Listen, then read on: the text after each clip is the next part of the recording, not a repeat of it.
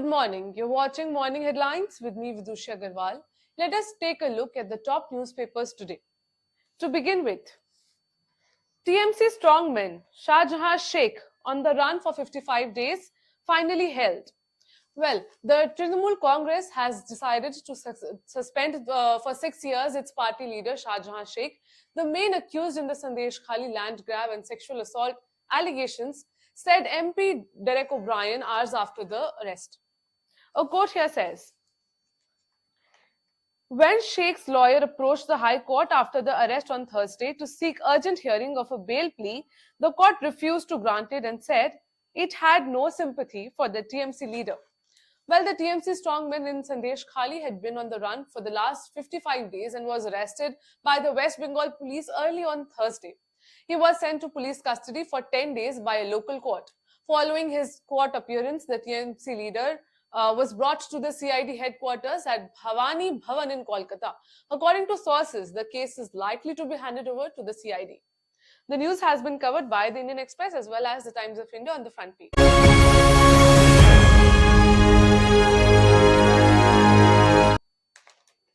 GDP growth accelerates to 8.4% in Q3, estimate for FY24 pegged at 7.6%. Well, India's gross domestic product GDP growth surged to a 6-quarter high of 8.4% in October to December, pushing up the growth rate for 2023 to 24 to 7.6% as against the earlier estimate of 7.3%. Data for the third quarter GDP and second advance estimates for 2023 to 24 released by the National Statistical Office showed. Even as agricultural growth is expected to remain subdued at 0.7%, FY24 GDP is seen gaining from a low base effect and over 8% growth in manufacturing, mining and financial services. Let me tell you that private final consumption expenditure, an indicator of consumption demand, rose by 3.5% year-on-year in October to December, while government final consumption expenditure decreased by 3.2%. Gross fixed capital formation, an indicator of investment, grew by 10.6% during the third quarter. The news has been covered on the front page of the Indian Express. In the latest development, big leap for chip mission.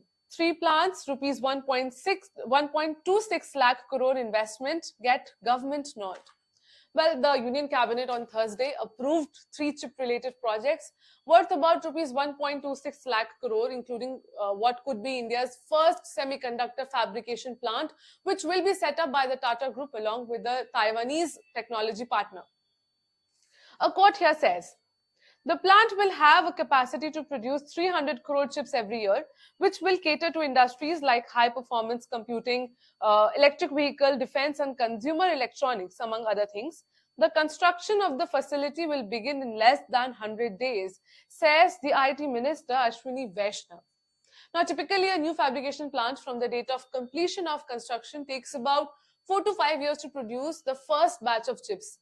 In a briefing, Vaishnav said that the time could be reduced in case of Tata PSMC since the land has already been identified and construction will begin soon. The approvals are in major flip to India's semiconductor ambitions. As geopolitical tensions shape the global narrative, the Indian government has identified electronics manufacturing as a key economic growth driver, with chip manufacturing at the heart of these plans. The news has been covered by the Indian Express as well as the Times of India on the front page. In the latest development, Modi Mauritius PM inaugurate airstrip jetty 6 other projects.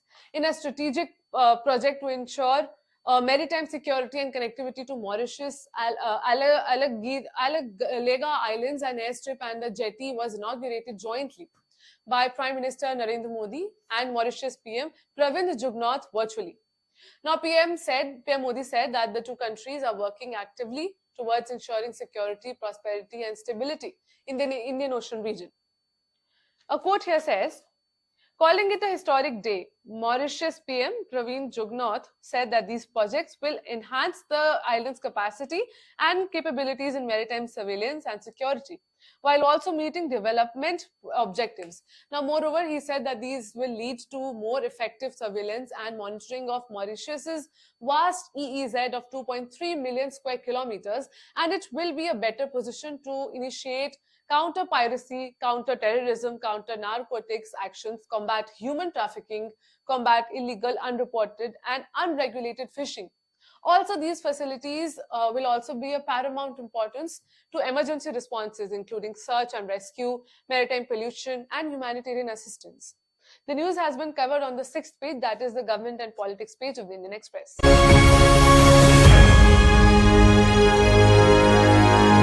Take a look at the international section of the newspaper.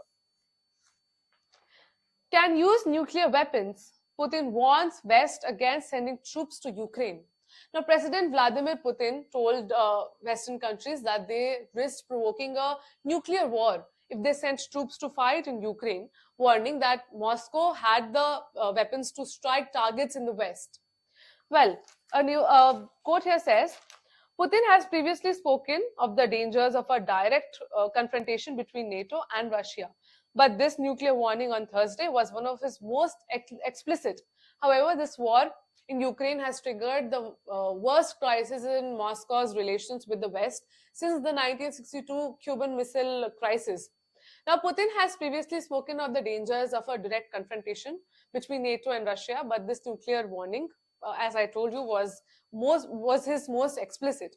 Visibly angry, Putin suggested Western politicians recall the fate of those like Nazi Germany's Adolf Hitler and France's Napoleon Bonaparte, who had unsuccessfully invaded Russia in the past.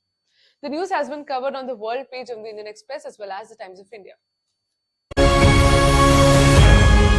Let us now take a look at the poll fraud in Pakistan.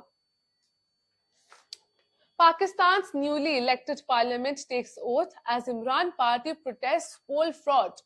Well, Pakistan's newly elected lawmakers were sworn in on Thursday during Parliament's maiden session amid vociferous protests by the supporters of the jailed former Prime Minister Imran Khan, alleging massive vote rigging during the elections.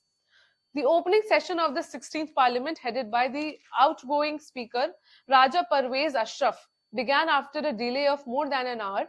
The delay was chiefly due to the sloganeering of the PTI members as the Speaker took time to bring the House in order. Well, according to a notification issued by the National Assembly Secretariat later, the new Parliament would elect the next Prime Minister on Sunday. It stated that the candidates for the election of the Prime Minister will have to submit their nomination papers by March 2, and their examination will also take place at 3 o'clock on the same day. The news has been covered by the Indian Express on the world page.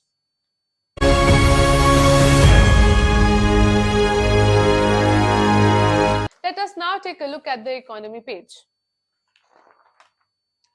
Public health utmost concern, Supreme Court junks Vedanta plea to reopen Tamil Nadu copper plant.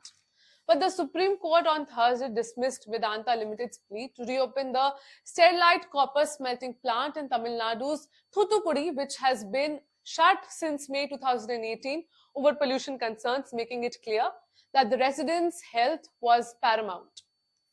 A quote here says, Vedanta had moved the top court against on August 2020 Madras High Court order, which upheld the plant's closure on an order by Tamil Nadu's pollution watchdog. Referring to its 2013 ruling that allowed the plant to operate after remedying alleged violations of environmental norms, the top court observed that the unit has been contributing to the productive assets of the nation and providing employment and revenue in the area. The top court also pointed out a number of violations by the petitioner Vedanta, including a failure at the material time to remove copper slag, which was dumped indiscriminately at almost 11 sites in the vicinity, including private and adjoining a river, a land adjoining a river. Well, the Indian Express has covered the news on the economy page.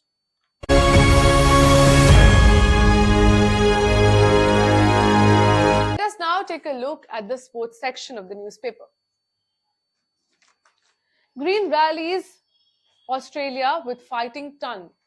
On the first day of the first match between Australia and New Zealand, Aussie all-rounder Cameron Green smashed an unbeaten ton after the Kiwis decided to dominate the day as they picked some early wickets on the opening day. With Green's massive 100, Australia achieved a great total of 383 runs. Currently, the second day of the game has started, and the Australian pace attack has been doing a great job, having dismissed 5 Kiwi batters for just 38 runs. For now, the game is looking one-sided, with the Australians dominating from day one. Let's see whether the New Zealand will make a comeback or lose the game by the huge margin. The news has been covered by the Indian Express on the sports page. That's all for today. Thank you for joining in. Stay tuned and keep watching Ritam.